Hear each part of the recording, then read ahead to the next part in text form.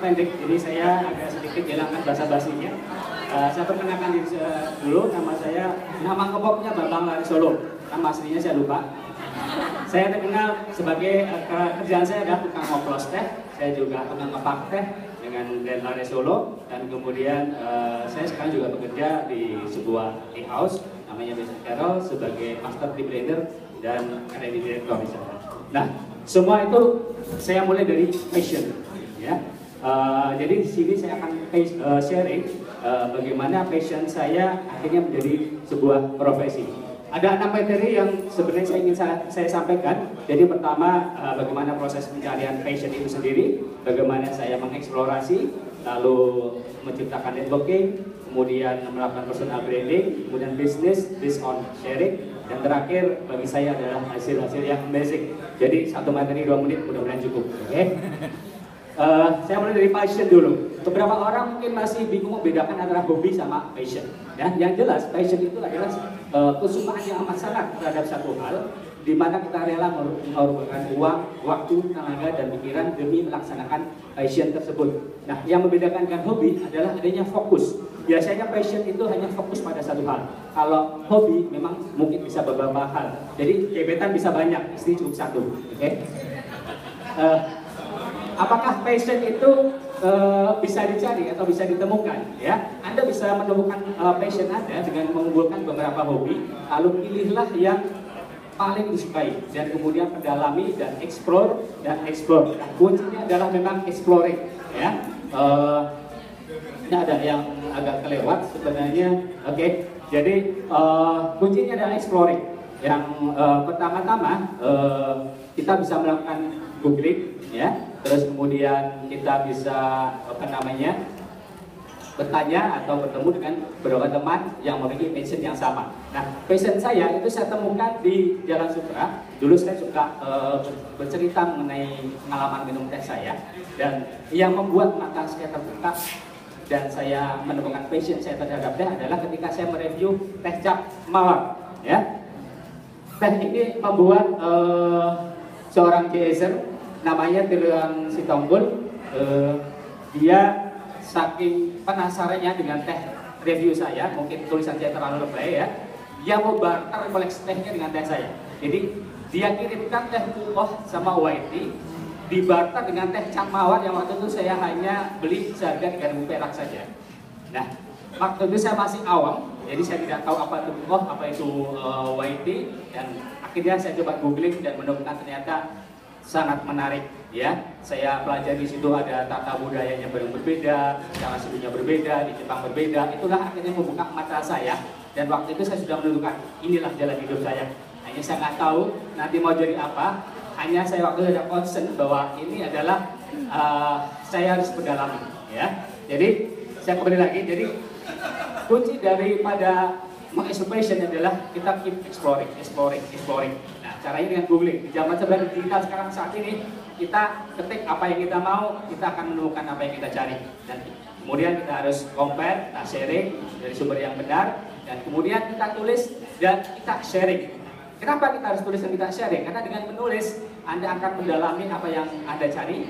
Kemudian kita sharing, mungkin akan bermanfaat buat orang lain, mungkin akan menimbulkan pertanyaan yang akan membuat Anda belajar, ya, belajar terus, dan kelak nanti akan bisa menjadi personal branding Anda. Ya. Terus kemudian kita bisa juga bertemu dengan beberapa teman yang memiliki passion yang sama, ya. Nah, saya di sini berhasil mengotori Pak Kepala Suku, Pak Bondan, untuk mengadakan satu event namanya event Teh Sutra. Jadi kumpul-kumpul minum teh bareng di rumah Pak Bondan waktu masih beliau tinggal di Sentul. Di situ saya bertemu dengan Ratna Sumantri yang sampai sekarang masih menjalankan passion yang sama, yaitu teh, tapi dengan jalur spesialisasi yang berbeda. Dan kemudian saya ketemu dengan Elisa, saya ketemu juga dengan Mas Adi Parikesit yang memperkenalkan saya dengan Ibu Suwani Jaya. Beliau adalah salah seorang praktisi Canoyu yang sampai sekarang masih menjadi sensei saya untuk bisnis ceremony. Terus dari sinilah, dari beberapa teman yang Jalan Sutra memiliki passion sama untuk teh, akhirnya kita berkumpul dan membuat sub community namanya komunitas pencinta teh. Ya.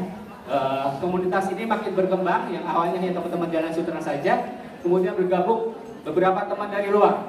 Ada dari industri teh, ada dari Gunung Selamat, ada dari Sosro, ada dari pembeli kebun teh, peneliti teh, yang akhirnya membuat networking saya makin meluas. Ya, nah networking inilah yang akan berguna ketika saya melakukan bisnis. Terus kemudian seperti saya ceritakan dari awal, passion kita explore, kita harus tulis dan kita harus sharing. Ya, nah kelak saya akan mengerti ternyata itu menjadi personal branding saya. Waktu itu orang belum terlalu banyak menulis tentang teh, dan ketika ada orang mencari narasumber tentang teh akan ke blog saya. Nah, kemudian saya menjadi narasumber di beberapa media, diajak siaran radio, pertama di Radio Trijaya FM dengan Mbak Lia Kristi itu, terus kemudian diundang Mbak Ida Adwoti di Data FM, media beberapa di media Radio Bijis atau Flona, terus kemudian juga sempat beberapa menjadi pembicara, awal-awal masih bersama-sama terus dengan Ratna, terus kemudian beberapa di tempat lain. Nah, publikasi di personal branding inilah yang akhirnya membantu saya ketika saya memutuskan untuk bisnis, ya. Jadi tiba pada suatu masa saya disuruh memilih, kamu mau jadi passion kamu atau kamu tetap fokus di kerjaan kamu, dan saya memilih menjalankan passion saya, ya. Saya mulai 2010 saya buka awal kedai teh di daerah Agribak di Bogor, ya. Nah, kenapa saya bilang based on sharing? Karena memang modal saya modal cekap, ya.